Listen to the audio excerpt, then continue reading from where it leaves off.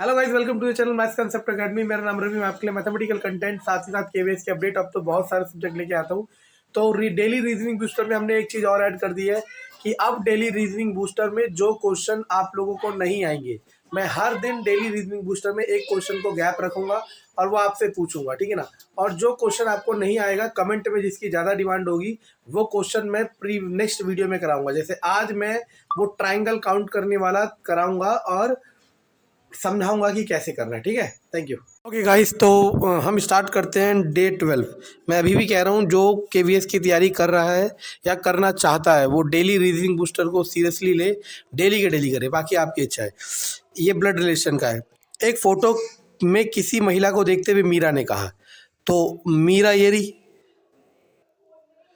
मीरा ने देखते हुए महिला को, एक फोटो में किसी महिला को दिखाते हुए, है ना, नहीं समझे। मीरा ने फोटो में जो एक महिला थी, ठीक है ना, क्या कहा, उसके पिता, इस महिला का जो पिता है के एकमात्र पुत्र, तो इसका एकमात्र पुत्र जो होगा, मान लो इसका एकमात्र पुत्र ये रहा, की पत्नी की, अच्छा मैं क्वेश्चन गलत रीड कर रहा हूँ हिंदी इंग्लिश के चक्कर में। मतलब मीरा ने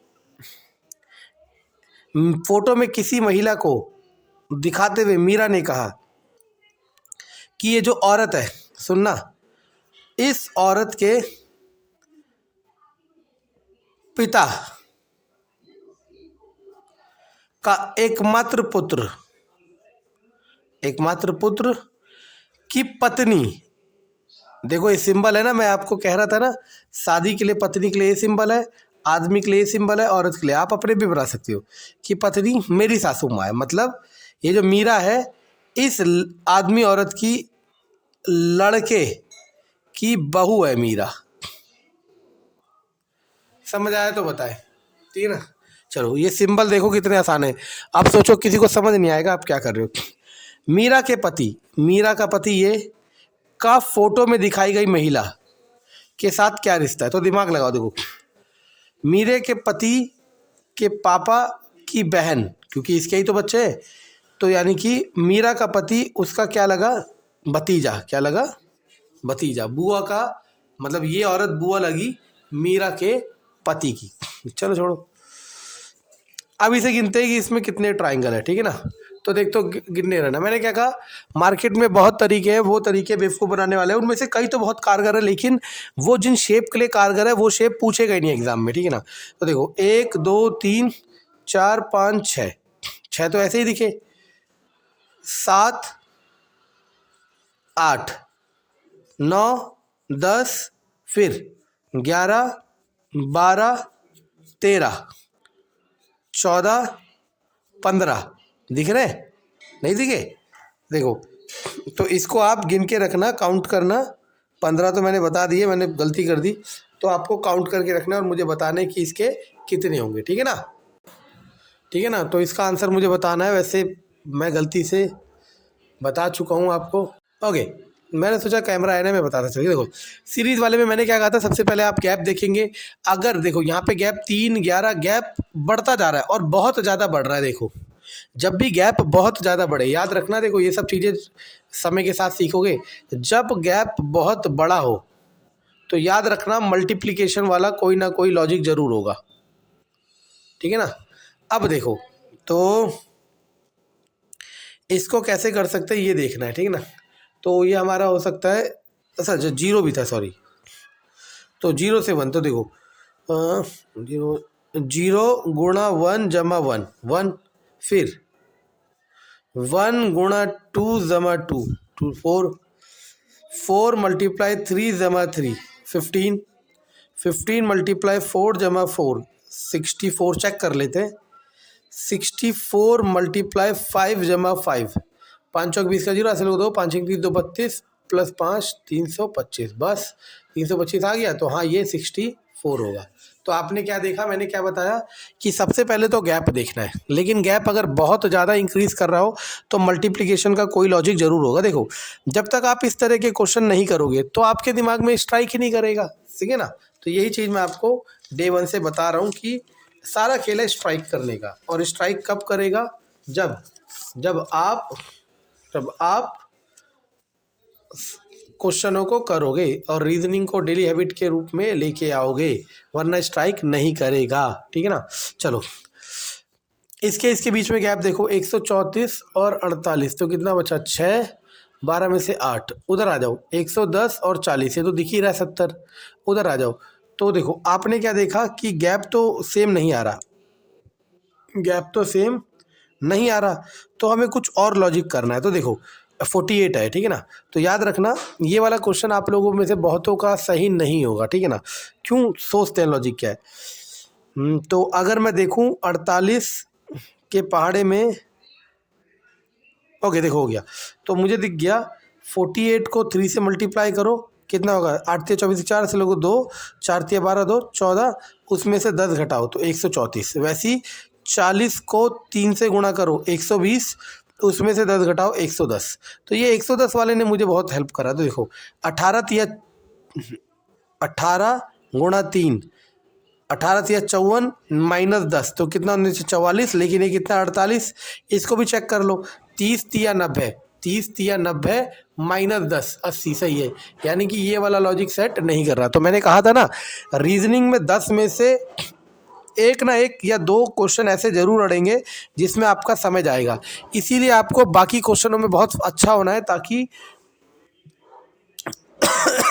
इस वाले का समय आप कंपनसेट कर सको। चलो, मैंने क्या कहा था, पहले इसका लॉजिक इससे देखते हैं और वही लॉजिक इसका इसके होता है। अगर इनमें कोई लॉजिक नहीं होता, फिर हम इसका लॉजिक इससे देखते हैं, मतलब इस वाले से, इसका लॉजिक इस वाले से देखते हैं ना। तो चलो, तो ओ के बाद क्यू, ओ के बाद क्यू, MNO PQ, एक ऐड करके हुआ। ओ के बाद क्यू, फिर एक ऐड करके हुआ। फिर क्यू के बाद RS, फिर एक ऐड। तो हमें समझ आ गया +1 चल रहा है। तो बस UVW, UVW, WXYXYZ,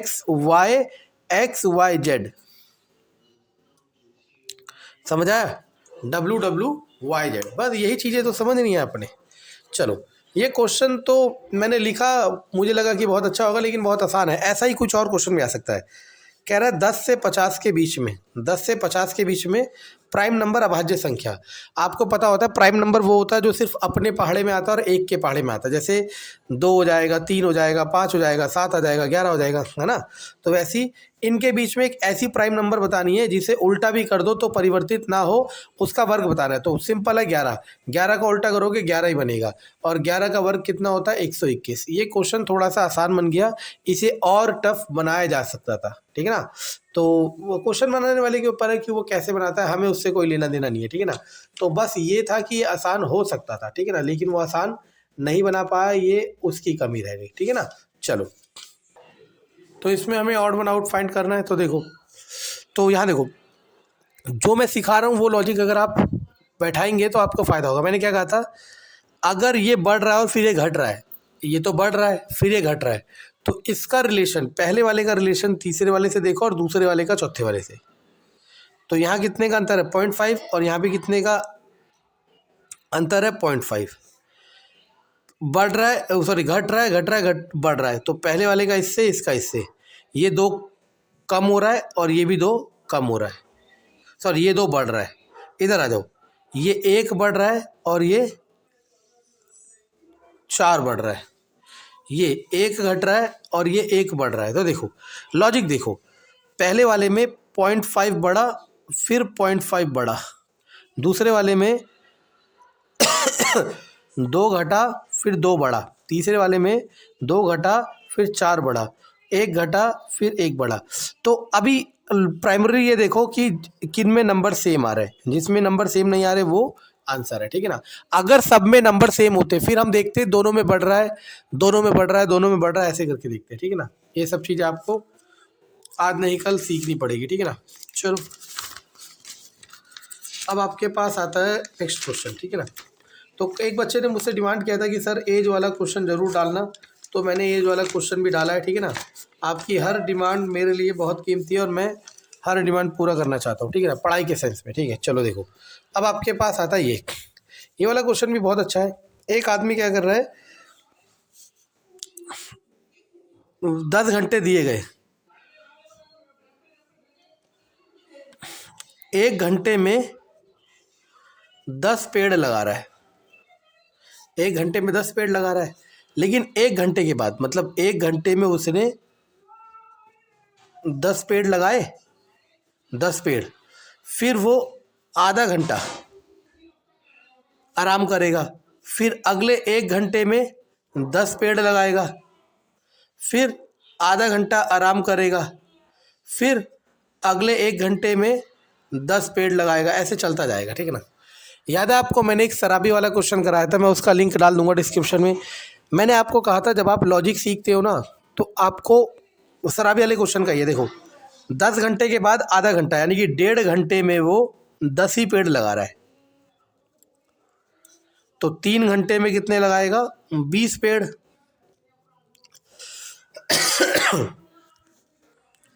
तो 9 घंटे में कितने लगाएगा, 3 से 60 पेड़। अब 9 घंटे मतलब यहाँ आ गया। अब 9 घंटे के बाद जो 10वां घंटा होगा उसमें 10 पेड़ ही तो लगाएगा, आराम करने की बारी नहीं आ पाएगी, तो आंसर आ जाएगा 70 पेड़। तो इसमें मैंने सेम सराबी वाले लॉजिक से कराया, और आप चाहो तो मैनुअल कैलकुलेशन से भी कर सकते हो, दोनों का आंसर सेम आएगा। आयु वाला क्वेश्चन देखिए, चलो। एक पिता की आयु 4 वर्ष पहले अपने पुत्र की आयु, तो देखो ये पिता है, फादर, ये सन, फादर की एक्स मान लो, सन की वाई, बहुत आसान है। ठीक है, किसी की एक्स किसी वाई। 4 वर्ष पहले की बात कर रहे हो तो फादर में से भी 4 माइनस होगा और सन में से भी 4 माइनस होगा, सॉरी 4 माइनस होगा, क्योंकि 4 साल पहले जाओ या 4 साल बाद, जितना भी उम्र में अंतर आएगा वो दोनों में आएगा। वो कह रहा है एक पिता की आयु 4 वर्ष पहले अपने पुत्र की आयु के 8 गुना थी। पिता की आयु पुत्र की आयु की 8 गुना थी, तो x minus 4 equal to 8y minus 32, तो x minus 8y equal to minus का 28। इसके बाद वर्तमान में पिता की आयु अपने पुत्र का 4 गुना है, वर्तमान में पिता की आयु पुत्र का 4 गुना है, तो x की जगह 4y यहाँ रख दोगे, 4y माइनस 8y यानी कि माइनस 4y, तो y बराबर 7, y बराबर 7, तो x कितना आ जाएगा, 7 चौक 28। अब आप पुत्र की आयु पूछ रहा है, पुत्र की आयु 7 आ गई।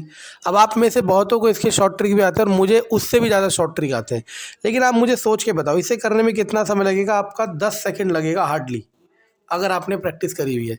जब जिस चीज़ को आप कंसेप्ट से कर सकते हो तो उसके लिए फालतू के मतलब इफर्ट्स लगाना गलत है मेरे हिसाब से। ठीक है ना, जो आसानी से हो सकता है उसके लिए क्या से अलग सीखे। चलो अब देखो, अब इधर देखो, ये है 10, 18, 28, यहाँ कितने का अंतर है, 8 का। यहाँ कितने का अंतर है, 10 का। यहाँ कितने का अंतर है, 12। दिख रहा है ना, 2 बढ़ रहा है, तो अगला अंतर होगा 14 का, तो कितना आ जाएगा, 54। ठीक है, तो अब हम अब बताते हैं कुछ 2 क्वेश्चन जो लास्ट क्लास में बच्चे पूछ रहे थे। ठीक है ना, पहला तो ये ट्राइंगल वाला। तो देखो मैंने आपको क्या कहा था, मार्केट में देखो मैं कह रहा हूँ ना, जो ये यूट्यूब है ना, ये फेकनेस है इसमें हर जगह, और ये फेकनेस आप लोगों की ही बनाई हुई है। ठीक है ना, क्यों, क्योंकि आपको पसंद ही वही आती है। अब कोई डाल दे कि ट्राइंगल गिने, एक वीडियो डाल दे, आप 10 दिन में 10 मिलियन लोग देख लेंगे। अरे जो क्वेश्चन उसने डाला है ना, एग्जामिनर तो वो डालेगा ही नहीं, क्योंकि वो सिमेट्रिक पैटर्न होते हैं, बाकी छोड़ो। तो इसका आंसर 18 था और मैंने 18 ट्राइंगल लिख लिए। ठीक है ना, तो मान लो आपके पास 10 क्वेश्चन आएंगे और एक ट्राइंगल काउंट करने का आ गया और थोड़ा मुश्किल आ गया, तो आप क्या करना, 10 में से 9 क्वेश्चनों को तो फटाफट कर लेना और 1 मिनट बचा के रखना है 10वें क्वेश्चन के लिए, और उसे 1 मिनट में आराम से करना लिख के। मैं तो ऐसे ही करता हूँ। ठीक है ना, और रीजनिंग का किसी लेवल का पेपर ले आओ, एसएससी सीजीएल तक का, मैं, ठीक है ना, उसमें 50 में से मेरे 50 आते हैं। ठीक है ना, 49 आते हैं। ठीक है, 1 नंबर कम होता है हद से हद। वो भी 1 नंबर कौन सा कम होता है, नंबर सीरीज वाला, क्योंकि नंबर सीरीज में हम वो नहीं सोच पाते जो वो सोच रहे हैं। ठीक है ना, चलो इस तरह के क्वेश्चन की डिमांड आई थी कि एक सर वो वाला क्वेश्चन दोबारा बता दो, तो देखो दोबारा बताता हूँ। इस तरह के क्वेश्चन को करने का क्या तरीका होता है, मैंने कहा था पहले पेयर में बदल दो। ये टोटल 12 थे तो मैंने 4-4 के पेयर में बदल दिए, 4 4 8 4 12, सॉरी 16 थे तो 16 4-4 के पेयर में। अब क्या करना होता है, इसका पहला, इसका पहला, इसका पहला, इसका पहला सेम होना चाहिए, तो ये क्या हो जाएगा, H। इसका दूसरा, इसका दूसरा, इसका दूसरा, इसका दूसरा सेम होना चाहिए, तो दूसरा I है, तो यहाँ पे भी I, और यहाँ तो I है, यहाँ पे भी I। ठीक है ना, I। अब इसका तीसरा, इसका तीसरा, और इसका तीसरा, और इसका तीसरा सेम होना चाहिए, तो यहाँ क्या बचा, J। तो क्या बन गया, I मिला एच मिला, जे मिला और आई मिला, समझे।